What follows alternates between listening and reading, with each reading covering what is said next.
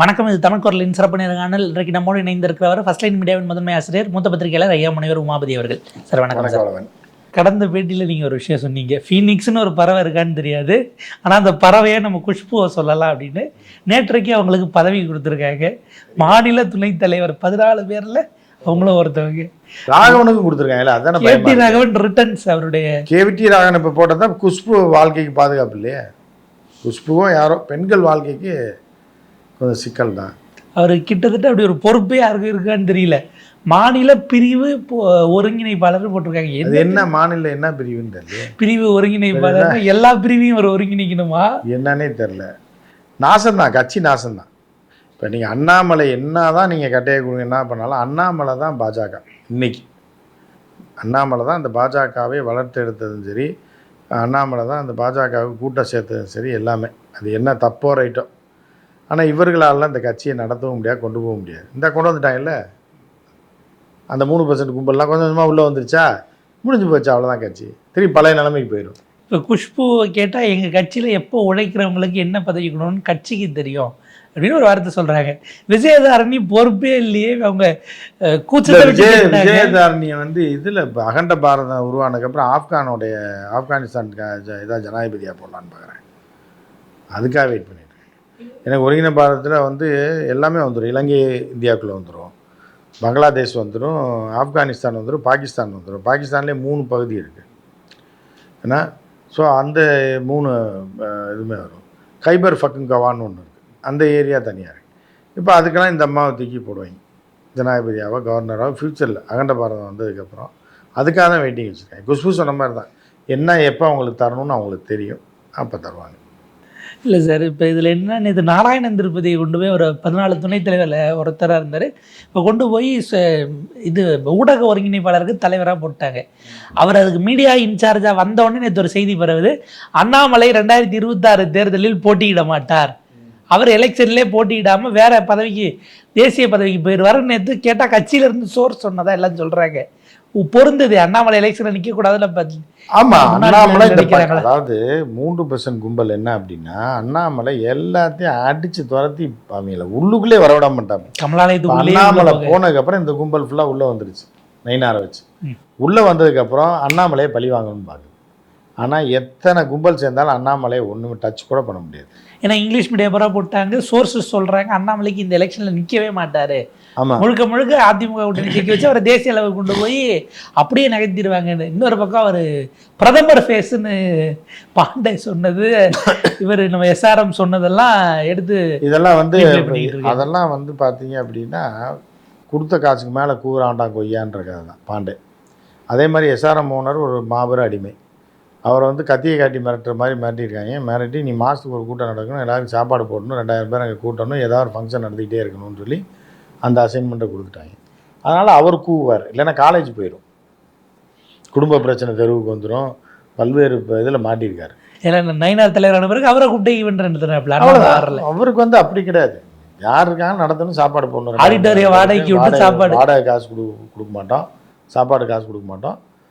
ஆளை கூப்பிட்டு ஏதாவது தமிழ் இது ஔவையார் பாராட்டு விழா, திருவள்ளுவருக்கு வாழ்த்துறை அது விருது வழங்கும் விழான்னு சொல்லி ஏதாவது நடத்தி, இல்லாத திருக்குறளை போட்டு நம்ம கவர்னர் மாதிரி கவர்னர் இதுக்கு தான் ஏரிவேந்தர் வச்சுருக்காங்க. அதனால் ஏரிவேந்தர் கூவுற காசுக்கு மேலே கூவாண்டா கொய்யான்ற கதையில் அவர் கூவிட்டு இருப்பார். ஸோ இதுதான் அவர்களுடையது. ஏன்னா அண்ணாமலை வெளியில் போனாலும் அவருடைய ஆதரவாளர்கள் 2 பேருக்கு பதவி கொடுத்துருக்காங்க. ஒன்று கருநாகராஜன், இன்னொன்று அமர் பிரசாத் ரெட்டி. அமர் பிரசாத் ரெட்டிக்கு என்ன பதவி கொடுத்துருக்காங்க? இப்போ மாநில செயலாளர்கள் ஒரு 7-8 பேரில் அவரையும் ஒரு தடவை எடுத்து போட்டிருக்காங்க, 8ல் 1. இவருக்கு கருநாகராஜனுக்கும் பொறுப்பு கொடுத்துருக்காங்க, துணைத் தலைவர்கள் அவரும் ஒருத்தர். இப்போ கருநாகராஜன், அமர் பிரசாத் ரெட்டி எல்லாம் அணி மாறிட்டாங்கன்னு எடுத்துக்கிறதா? இல்லை அணி மாறல, சனி மாறிடுச்சுன்னு அணி மாற. ஏன்னா அமர் பிரசாத் ரெட்டியை பொறுத்தளவுக்கு அவரை வெளியே ஏற்றவும் முடியாது, வச்சிருக்கவும் முடியாது. வச்சாலும் இவங்களுக்கு ஆபத்து, வெளியேற்றினாலும் ஆபத்து. அண்ணாமலை போட்டு பாந்துருவாப்புல, டெல்லியில் வச்சு இவங்களுக்கு காயடிச்சு விட்டுருவாங்க. ஏன்னா 3 நாளைக்கு முன்னாடி அண்ணாமலைக்கு அந்த கோர்ட் வாசலில் கொடுத்த பேட்டியில் அமர் பிரசாத் கூட நிற்கிறாரு. ஆமாம், அவங்க ஆதரவாளர் தான். அமர் பிரசாத்லாம் தீவிர ஆதரவாளர் அண்ணாமலைக்கு. அதே மாதிரி கருநாகராஜன்லாம் கண்ணீர் விட்டு கதறினார்ல அமெரிக்கா போகும்போது. இவர் மட்டும்தான் போய் ஏர்போர்ட்டுக்கு போன ஒரே தலைவர். அவருக்கு என்ன அப்படின்னா சரத்குமார் தான் அவர் நினச்சிக்கிட்டு இருந்தார். சரத்குமார் வேலைக்காக தெரிஞ்சதுக்கப்புறம் தான் அவர் அவரை விட்டு வந்தார். இப்போ சரத்குமாருக்கு எதுவும் பொறுப்பு தரல, குஷ்பு கொடுப்பாங்க. அவர் சரத்குமார்லாம் ஏன்னா அவர் 150 இப்போ அவர்கிட்ட சொல்லியிருப்பாங்க ஜி ஏதாவது போடலாம். இல்லை இல்லை வேணாம், அவர் 150 வருஷம் இருப்பாருன்றாரு, 140 வருஷம். இப்போ இன்னும் 100 வயசே ஆகலை அவருக்கு. இன்னும் இங்கிட்டு ஒரு 30 வருஷம் இருக்குது, அங்கிட்டு ஒரு 40 வருஷம் இருக்குது. அவருக்கெல்லாம் இன்னும் அகண்ட பாரதத்தில் ஒட்டுமொத்த பிரதமர் கூட கொடுக்கலாம், வெயிட் பண்ணுங்கள், அவருக்கு ஒன்றும் கொடுக்க வேணான்ருப்பாங்க. ஏன்னா குஷ்பு கிடைச்சிருச்சுன்னும் போது கட்சியில் சீனியர் தான் உங்களுக்கு. அவருக்கு இன்னும் 70 வருஷம் வாழ்க்கையில் இருப்பார், 140 வருஷம் வரைக்கும் இருப்பான்னு சொல்லியிருக்காரு. ஆனால் அந்த ரகசியத்தை வெளில சொல்லணும்னா ஒரு முதல்வர் ஆகணும்ல, அது சொல்லாமல் அது ஆக்குவாங்க. இப்போ 2080 2060 அந்த மாதிரி ரேஞ்சில் வரும்போது ஆக்கிட்டு அந்த ரகசியத்தை வாங்கிட்டு விட்டுருவாங்க. அண்ணாமலை பிஎம் ஆகக்கூடிய காலகட்டத்தில் மாதிரி பாப்பம் சார். கிட்டத்தட்ட எப்படி போகுது, புது புது விளக்கமாலாம் எல்லாரும் கொடுத்துக்கிட்டு இருக்காங்க. எடப்பாடி இதெல்லாம் அடுத்து சரத்குமார்லாம் வெறும் அவுச்ச முட்டையை தின்ட்டு எவ்வளோ தூரம் பேசுகிறாருன்னா, அவர் டெய்லி வந்து 5 அவுச்ச முட்டை காலையில் நைட்டு சாப்பிடுவார். அவுச்ச முட்டைக்கே இவ்வளோ பேச்சு பேசுகிறாப்புல. 140 வருஷம் இருக்கிறேன்னா கோழி சாப்பிட்றவன், இந்த சாப்பிட்றவன்லாம், சூப்பு சாப்பிட்றவன்லாம் எப்படி இருப்பான். ஏதோ திடீர் சந்திப்பாக பிரேமலதா அவர்கள் கிளம்பி ஸ்டாலின் அவர்கள் வீட்டுக்கே போய் அவரை பார்த்து, எங்கள் அண்ணா அவர் 40 ஆண்டு கால குடும்ப நட்பு, கலைஞர் தான் கல்யாணம் பண்ணி வச்சாரு, உடல் நலத்தை பற்றி விசாரிக்க இன்னைக்கு தான் அது தெரியாமா. இவ்வளோ நாள் கழுவி ஊற்றி விட்டு போகுது. அதுகிட்ட ஒரு 1500 ஓட்டு தொகுதி, அதை விற்கிறதுக்கு பேர் விலை பேசி. பழைய ஆண்டாவை எடுத்துங்க, பழைய பாத்திரத்தை இடைக்கு எடுத்துங்க, நீங்கள் அடித்து உருக்கி இறுக்கி வேறு ஏதாவது பாத்திரம் செஞ்சுக்கங்க.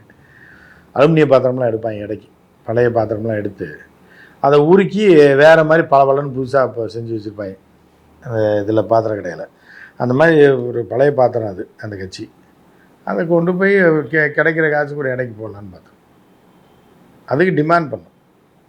எங்கள் தங்கம்லாம் ரேட் ஏறிட்டே இருக்குது, நீங்கள் பித்தாளைக்கு இவ்வளோ தான் தருவேன்றீங்க. நீங்கள் பித்தாளை அவ்வளோதாம்மா, பித்தாளை இவ்வளோதான் ரேட்டு ஏறும், பித்தாளைக்கெல்லாம் ஏறாதுமான்னாலும் சரி அது கொடுக்குற பாதி. ஏமா தங்கம் கிராமு 8000 10,000த்துக்கு விற்கிது, பித்தாளை கிலோவே அவ்வளோ கிடையாது. இப்போ கிலோவே 500 ரூபாய்க்கு கூட போகாது.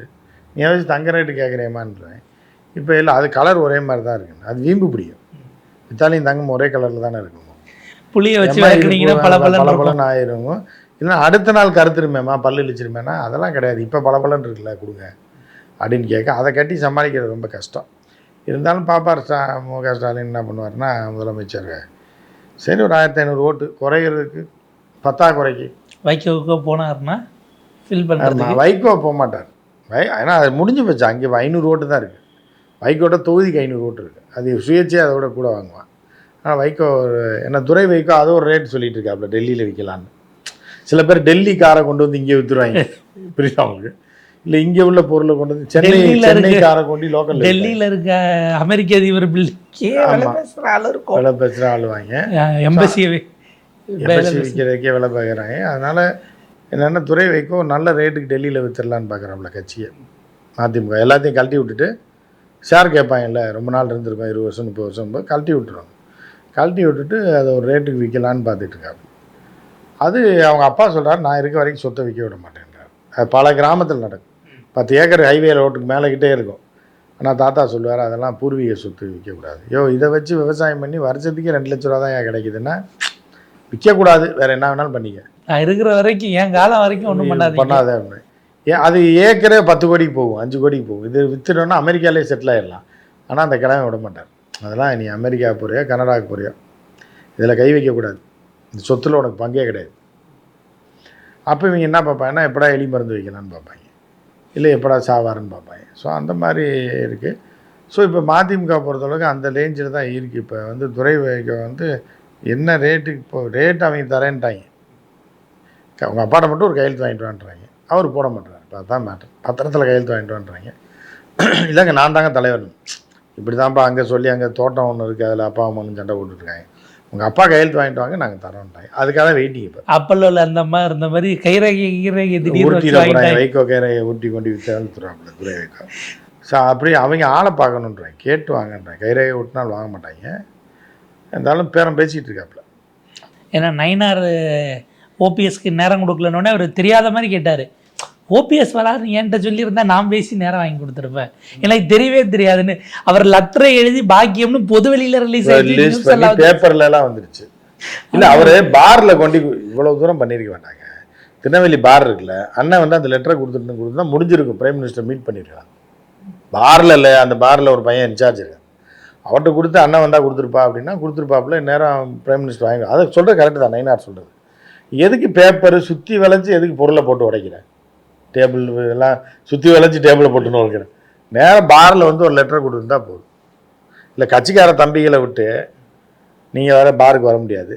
அங்கே திருநெல்வேலி மாவட்டத்தில் உங்களுக்கு தெரிஞ்சவன் இருப்பான்ல, தம்பி இந்த லெட்டரை கொண்டு போய் நயினார் பாரில் கொடுத்துருங்க, கொடுத்து அப்பாயின்மெண்ட்டை ஃபிக்ஸ் பண்ணிடுங்க. அது தெரியாமல் போய் பேப்பர்லலாம் போட்டால் நயினார் நான் பேப்பரை படிச்சுட்டு இருக்காரு. அவர் சொல்கிறது கரெக்ட் தான். பார்ப்போம் சார் அடுத்தடுத்த கட்டத்துக்கு இது அரசியலாக எப்படி போகுது, இதுக்கப்புறம் இந்த கூட்டணிகள்லாம் எப்படி ஜெல்லாக போகுது அப்படிங்கிறது புதுசாக கட்சிகளும் உருவாகுமாங்கிற இதெல்லாம் பொறுத்திருந்து பார்க்கலாம். உங்கள் நேரத்துக்கு கருத்துக்களுக்கு மிக நன்றி சார்.